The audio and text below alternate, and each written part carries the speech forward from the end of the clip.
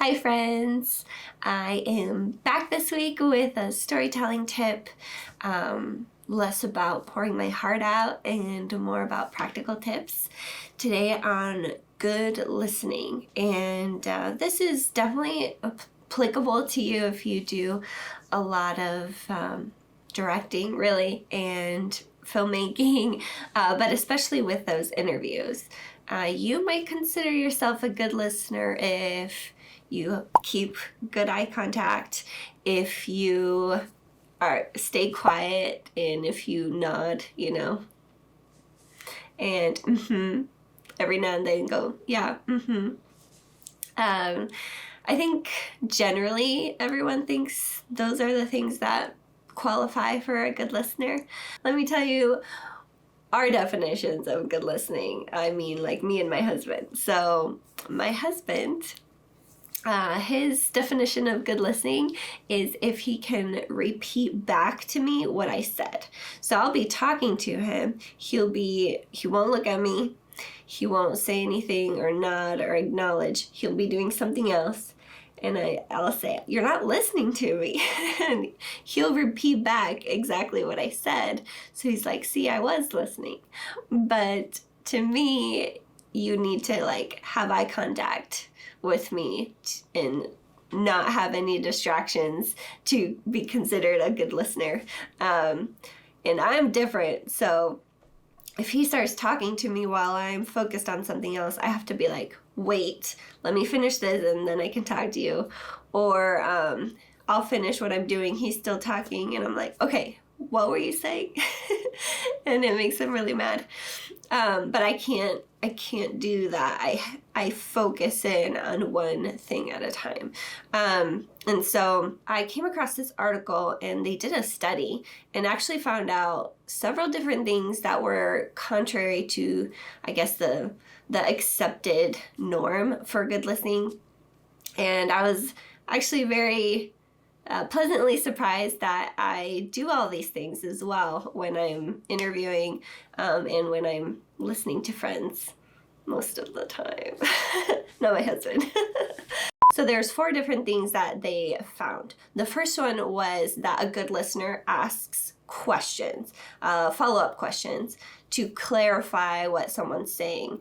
I think this is definitely something that most people do when they're interviewing. But even you don't have to, you could even interrupt. Like when I'm interviewing, a lot of times I'll interrupt when it's appropriate, just to follow up so they can expand on what they're saying or clarify what they're talking about. And that really shows that you're listening to what they're saying. You're not just accepting it. You're really trying to paint a picture and understand the whole context of everything they're saying. Number 2, the good listeners are supportive and not defensive. In a good conversation with a good listener, really there shouldn't be any sort of defensiveness from either side. So good listeners made the other person feel supported and conveyed confidence in them. So that's a great quality to have in a good listener if you're interviewing someone, especially to give the interviewee confidence in what they're saying so that they will be more comfortable and relaxed talking to you, more transparent, and continue telling you their story. So that's a really great quality. The third thing was that in a good listener conversation, it's a two-way conversation. So the feedback flowed smoothly in both directions with neither party becoming defensive, which is something that I touched on in the last point. But it's a two-way conversation. It's not them just talking and us just going, yeah, that's good. Tell me more about that. It's a two-way conversation. So we're asking questions, we're being supportive, and we're giving feedback into what they're saying and reacting to what they're saying. And the fourth thing they found in the study is that good listeners tend to make suggestions. And an illustration is if the interviewee or the person is talking, saying something, you kind of make a discovery or your own conclusion about it. Maybe kind of like a therapist, and say, you know, that it seems like you were doing this because of this reason, and they might just like discover that about themselves. They may not have thought about it in that way before, but you're seeing it from a different perspective.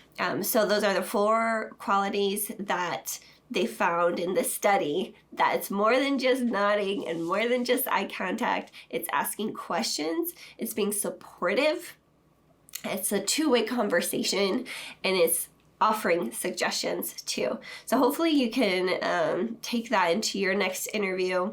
And honestly, in everyday life, when we're talking or trying to listen to our spouses, I probably need to apply that more to my own spouse. But it's really good insight for being a good listener. So hope that helps. And as always, if you like this tip, please like, heart, share, and comment. Everything helps to get the word out, to spread. And I appreciate you guys. See you next week. Bye.